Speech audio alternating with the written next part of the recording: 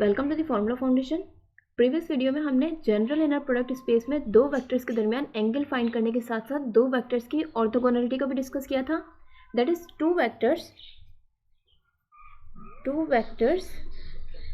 u and v in an inner product space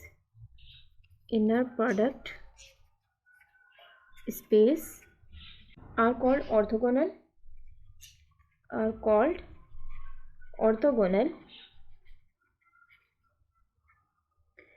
if their inner product is equal to 0. And how we define an orthogonal set? A set of vectors in an inner product space is called an orthogonal set if all the pairs of distinct vectors in the set are orthogonal. And an orthogonal set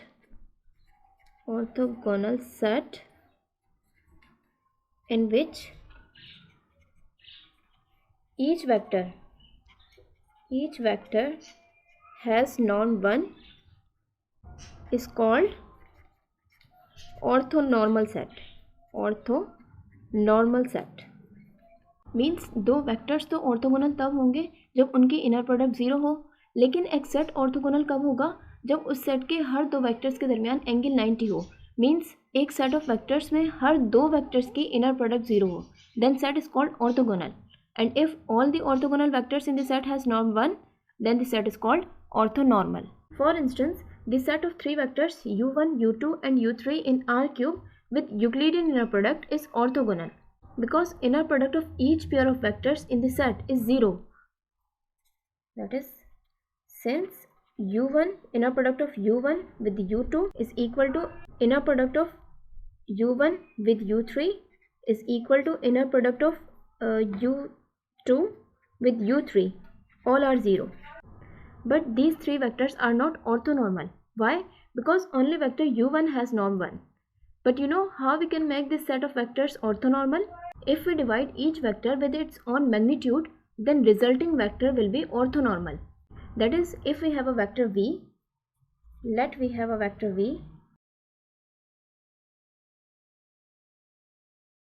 then the vector of the form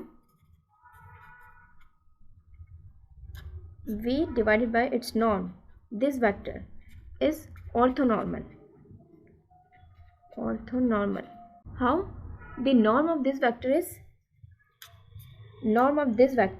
it is a vector. We can write this vector as 1 upon norm of v times norm of v, and it is equal to norm of v upon norm of v, and it is equal to 1. It means this vector is orthonormal because the norm of this vector is 1. हम लिख लेते हैं, that is, when we multiply a non-zero vector v by the reciprocal of its length, then we obtain a unit vector, and the process is called normalizing v. Now in this example, norm of u1 is equal to 1, norm of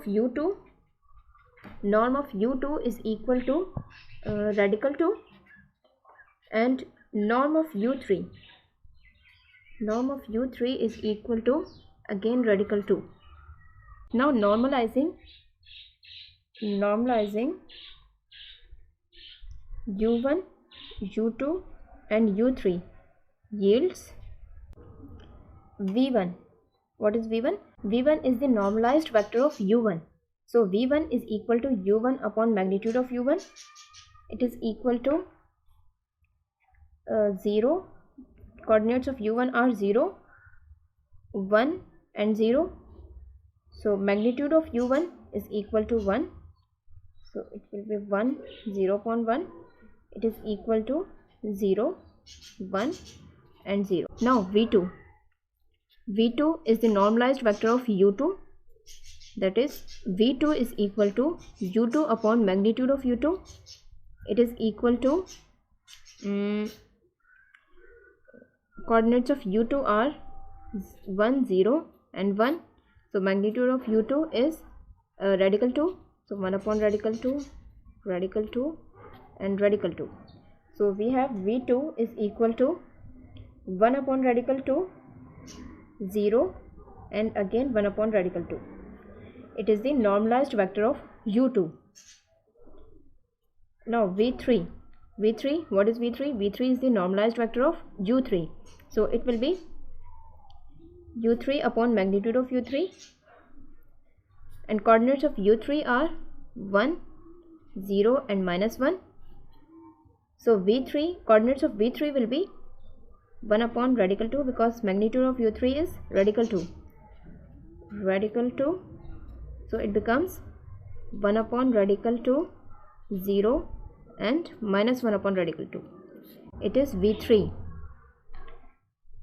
So these are the normalized vectors. It is v3. You can verify that these new vectors v1, v2 and v3 are orthonormal by showing that inner product of each pair, that is inner product of v1 with v2 is equal to inner product of v1 with v3 is equal to inner product of v2 with v3 is equal to 0. Means inner product of each possible pair is equal to 0, and norm of v1 is equal to norm of v2 is equal to norm of v3 is equal to 1. You can check that these two conditions are satisfied for the vectors v1, v2 and v3. Now what are orthonormal bases? Orthonormal bases are nothing but the bases consisting of orthonormal vectors. For instance, the standard basis of RQ.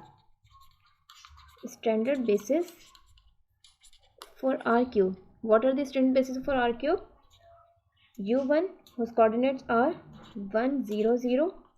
U2 whose coordinates are 0, 1, 0. And U3 whose coordinates are 0, 0 and 1. These are the standard basis for RQ. And you can verify that inner product of U1 with U2 is equal to inner product of U1 with U3 is equal to inner product of U2 with U3, all are 0. And norm of U1 is equal to norm of U2 is equal to norm of U3 is equal to 1. Means these are orthonormal bases. अब question ये है कि जब हमारे पास एक basis का concept है तो ऑर्थोनॉर्मल बेसिस पढ़ने का क्या मकसद है? मीन्स ऑर्थोनॉर्मल बेसिस की इतनी इंपॉर्टेंस क्यों है? So to answer this question, let's see a theorem. Let we call this theorem 1. And according to this theorem 1, if this set of vector S is an orthonormal basis for an inner product space V and U is any vector in a vector space V, then this vector U can be written in the form of inner product. Means हम basis को किस तरह से define करते हैं कि एक vector space में कुछ वेक्टर्स का सेट बेसिस कहलाएगा अगर हम उस वेक्टर स्पेस के हर एक वेक्टर U को उस सेट के वेक्टर्स के लीनियर कॉम्बिनेशन में लिख सकें. मीन्स अगर ये सेट ऑफ वेक्टर्स बेसिस है for the inner product space V, we write since S is a set of vectors v1, v2 is a basis, then every vector U in V can be expressed as U is equal to k1 v1 plus k2 v2 plus up to kn vn. And according to this theorem, अगर ये basis orthonormal basis हैं तो आप इसके linear combination के जो scalars हैं that is k1 k2 up to kn, ये जो स्केलर्स हैं उनको आप इजीली इनर प्रोडक्ट के थ्रू फाइंड कर सकते हैं. मीन्स अगर आपके पास बेसिस ऑर्थोनॉर्मल ना हो तो आपको ये स्केलर्स फाइंड करने के लिए पूरे लीनियर सिस्टम को सॉल्व करना पड़ेगा.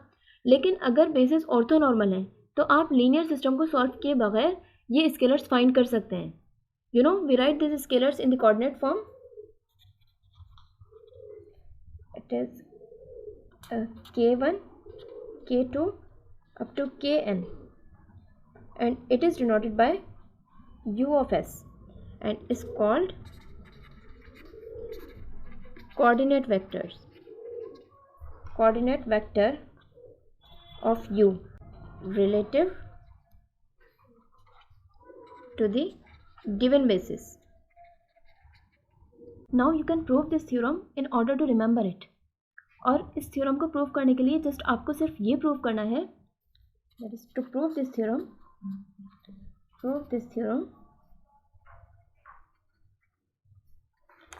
we have to prove inner product of u with v1, means this inner product is equal to k1, and inner product of u with v2 is equal to this inner product is equal to k2 up to the inner product of u with with vn is equal to kn. This inner product is equal to kn, or you can write in a general form, that is inner product of u with vi is equal to ki, for I is equal to 1 to up to n. So what is u? From 1 substitute the value of u, so we have k1 v1 plus k2 v2 plus k3 v3 plus up to kn vn. It is u and vi, inner product of u with vi. Now since it is an inner product, since 2 is inner product, and according to the axioms of inner product,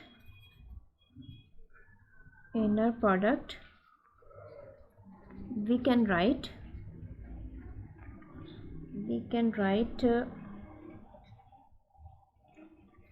2 as k1 v1 with vi plus k2 v2, inner product of k2 v2 with vi plus up to inner product of k and vn with vi. It implies that. And according to another axiom of inner product, you can write it as k times inner product of v1 with vi plus k2 times inner product of v2 with vi plus up to kn times inner product of vn with vi. Now because the given set of vectors v1 v2 up to vn is orthonormal, and by the definition of orthonormal vectors, दो vectors तभी orthonormal कहलाएंगे जब उनकी inner product 0 हो और दोनों vectors का norm 1 हो. एंड एक सेट में वेक्टर्स ऑर्थोनॉर्मल कब होंगे? When every pair of vectors is orthonormal.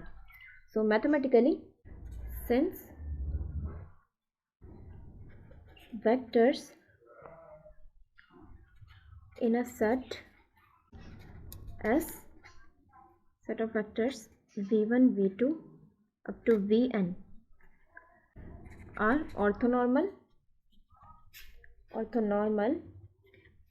if inner product of vi with vj is equal to 0 and inner product of vi with itself is equal to 1.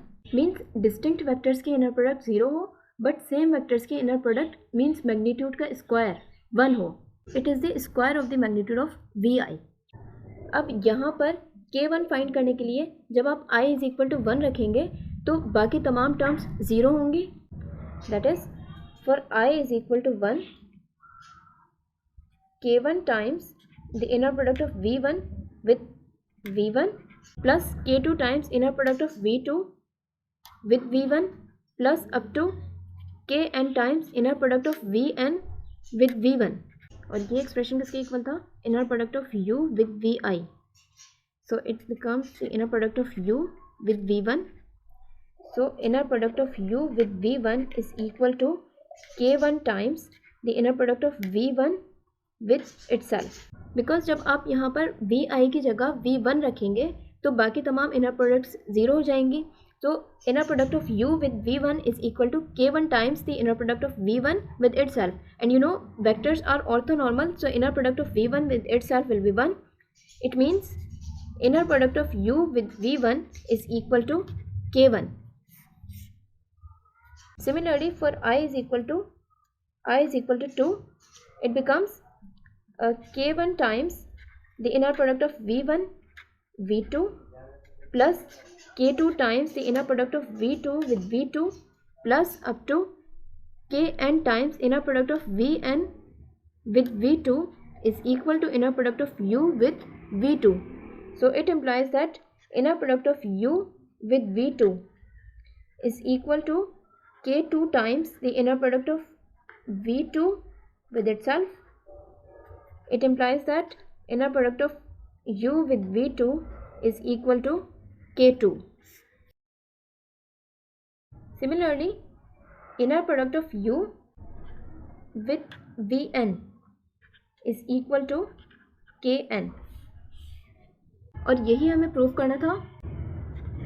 The coordinate vector of u is equal to the inner product of u with k2 is equal to inner product of u with v2 up to kn is equal to the inner product of u with vn. It is the coordinate vector of u. So theorem has been proved. Now let's see an example. Let v1, v2 and v3 are the basis for r cube with Euclidean inner product. Express the vector u whose coordinates are 1, 1 and 1 as a linear combination of the vectors in the set and find the coordinate vector of u.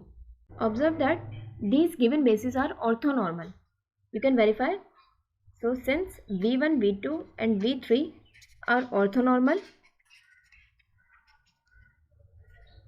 so according to theorem 1,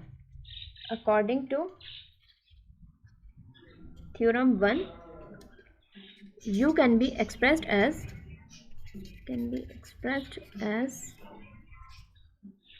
u is equal to inner product of u with v1 times v1 plus inner product of u with v2 times v2 plus inner product of u with v3 times v3. So we are required to find the inner product of these three inner products. So inner product of u with v1 will be 1 and inner product of u with v2 is equal to minus 4 upon 5 plus 3 upon 5 and it is equal to minus 1 upon 5, and inner product of u with v3 is equal to 3 upon 5 plus 4 upon 5 which is equal to 7 upon 5. Thus u is equal to 1 times v1 minus 1 upon 5 times v2 plus 7 upon 5 times v3, that is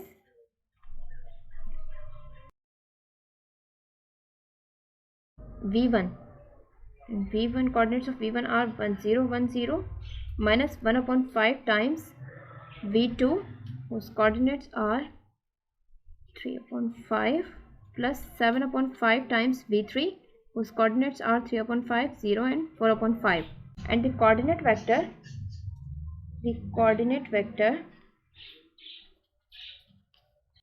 relative to s is inner product of u with v1, inner product of u with v2 and inner product of u with v3 is equal to, and what is the inner product of u with v1? It is equal to 1. Inner product of u with v2 is equal to minus 1 upon 5 and inner product of u with v3 is 7 upon 5. So it is the required coordinate vector. So I hope you got it. That's it.